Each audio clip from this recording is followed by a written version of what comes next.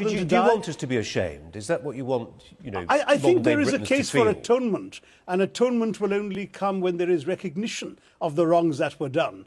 But those who perpetrated are all dead. A small handful of people benefited directly from the Raj. I mean, you can talk about the trickle-down and the repatriation of funds to the UK, but to many people living today in the UK, don't feel like they were beneficiaries of that.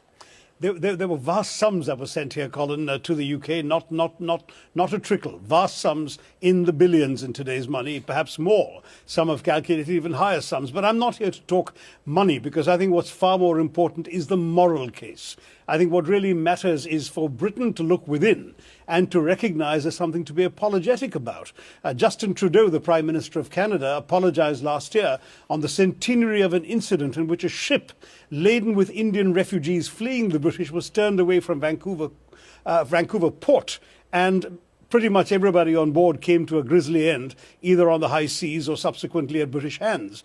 And Trudeau, even though the Canadians didn't actually kill anybody themselves, and even though that was also 100 years ago, did apologise. To my mind, I think just taking collective responsibility is a moral step that the British have simply not contemplated after 200 years of profiting from their empire.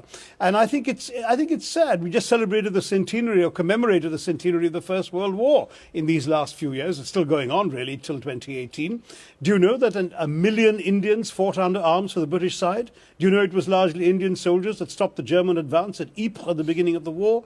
Do you know that India supplied pack animals, food, clothing, rations, even rail lines ripped out of the ground in India and sent off to aid the war effort, and that the total contribution of Indians in cash and kind is estimated in today's money at about £80 billion sterling? I'm quite sure you don't know that, because the British don't tell you that.